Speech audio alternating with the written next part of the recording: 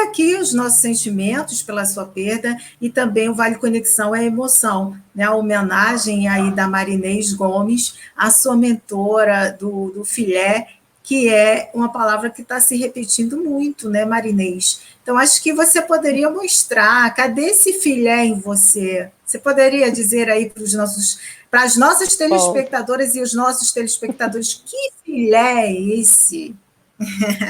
Bom, o filé, ele é feito com esse material aqui, ó. Esse fio é 100% de algodão, certo? É um trabalho que você faz. Ele começa com esse fio, você faz uma malha, que é tipo uma rede de pescador. Depois você pega essa malha e estira numa grade. E dessa grade, quando ele vai sair essa peça aqui, ó.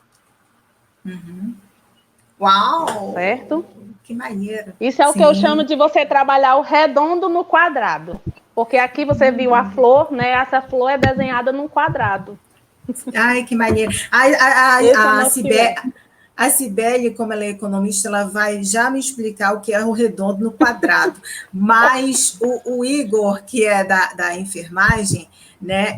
O Igor, você acha que as pessoas, elas, no momento que a gente está vivendo, elas olham para práticas como a do filé, por exemplo, ou para o crochê, o tricô, o macramê, enfim, as várias versões das artes manuais, como se fosse uma coisa menor, uma arte menor? Você percebe isso, já sentiu isso?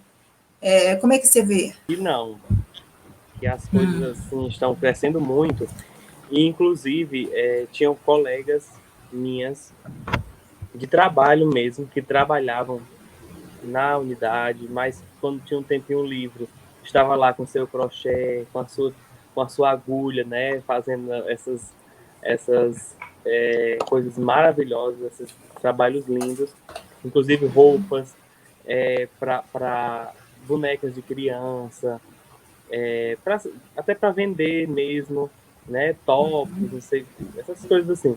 E eu percebia que elas já tinham a profissão, mas não se baseava, não ficava só nisso. E elas também trabalhavam com o crochê, né? Ficavam lá fazendo isso. Terminava o turno, ia fazer o crochê para vender, para se reinventar. Eu acho que essa é a palavra que se enquadra melhor, se reinventar. Né? Então, é uma conexão de uma profissão com outra, né? E, de certa forma, dando um upgrade, né? Dando uma ênfase melhor em outras coisas, não só na enfermagem. Porque a enfermagem, como qualquer outra profissão, né? Mas a parte científica, a parte do papel, do artigo, mas o artesanato também não diminuindo, mas o artesanato é sensacional, porque ele trabalha mentalmente.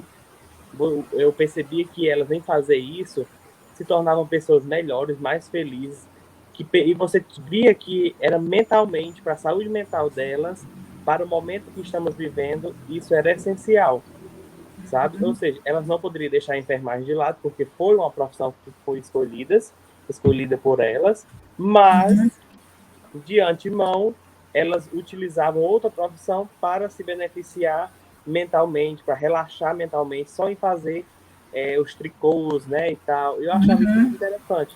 Ainda acho. E elas ainda continuam fazendo. E, assim, isso é muito válido, né? Nesse momento que nós estamos passando, estamos atravessando, né?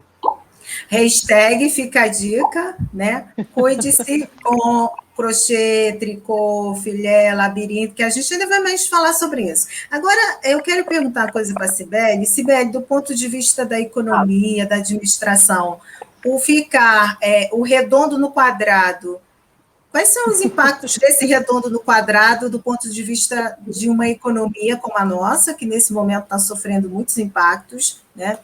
Como é que você veria isso? Porque foi a expressão da Marinês, é o redondo no quadrado. Agora eu quero saber, do ponto de vista da economia, o redondo no quadrado é o quê? Fala, Cibele. Vamos lá, né? O redondo no quadrado. Não, gente, eu acho assim que a gente está vivendo um momento delicado, mas vamos entender o seguinte, né? O nosso país ele já vinha numa crise, né? Ele já vinha numa crescente de crise. Então, na verdade, o que a gente acentua nesse momento? A gente acentua situações que já estavam acontecendo né? E a gente também não pode culpar a crise por tudo. E aí, quando a gente traz uma temática dessa como uma atividade econômica como o artesanato, eu queria fazer até uma menção, minha mãe é artesã, tá? Ela é professora, mas também é artesã, então, assim, é uma profissão que eu respeito demais, né? Eu sei o valor que tem, e, assim, é extremamente rica, porque tudo que é feito à mão é único, né? Então, assim, nunca você vai ter duas peças iguais. Então, economicamente falando sobre isso, é uma alternativa de geração de emprego e renda sensacional, né? Porque você consegue trabalhar as economias locais, você consegue desenvolver as potencialidades locais. Tá? E em momentos como esse que a gente está passando, mais do que nunca, a gente precisa descobrir essas vertentes de geração de emprego e renda. Tá? Então, se você me pergunta assim, redondo no quadrado, então, eu acho que é você ser criativa, você usar da sua habilidade para superar momentos difíceis, mas não só isso, né? Eu acho que é usar esse momento para mostrar como essa atividade é bonita, é importante, tá? E tem um espaço dela, sim, na atividade econômica. Eu estava aqui com problema de internet, mas eu ouvi a Abda perguntando assim, se em algum momento o Igor, né, ele achava que, por exemplo, era uma atividade que não tinha tanto valor. Eu acho que isso é bem proveniente quando a gente não conhece o que é a atividade do artesanato, né? Porque ela é tão rica, ela expressa tanta cultura, Abda que me corrija se eu estiver errada, né? Então, assim, eu acho que se a gente consegue impulsionar esse tipo de movimento, nossa economia ela progride muito mais rápido, né? E não só em momentos como esse, mas constantemente. Então, eu sou muito a favor do desenvolvimento da atividade, até porque eu acho que é uma das grandes alternativas de geração de emprego e renda. É bacana isso, porque aí, Marinês, vem uma curiosidade aqui minha, que é a relação entre tradição e cultura. Né? Como é que você percebe essa relação entre tradição e cultura por meio das suas peças artísticas?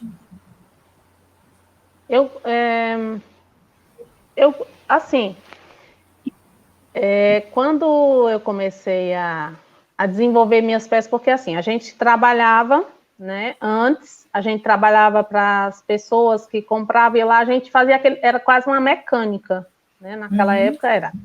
Hoje é diferente. Hoje eu não trabalho filé como eu trabalhava, digamos, há 15 anos atrás, né? Que a gente trabalhava para sobrevivência. Aí eu venho para o Igor, né? Que realmente antes o artesanato ele não era valorizado, não, certo? Primeiro, porque a gente vendia ele muito abaixo de mercado, certo? E hoje não. Com a visão que, como é que eu posso dizer, com mecanismos que foram criados, por exemplo, hoje você tem uma carteira onde diz que você faz aquele artesanato ali, é a nossa identidade, certo? Hoje a gente tem essa identidade, a história ficou lá, mas hoje você traz para a nossa realidade hoje eu tenho um nome, né? Eu tenho lá na minha carteira, está dizendo que eu sou artesã de filé, ou que eu sou artesã de labirinto, justamente por conta das leis que foram criadas, e me ajuda a fazer isso, né? Me ajuda a ser uma pessoa reconhecida no mercado de trabalho hoje.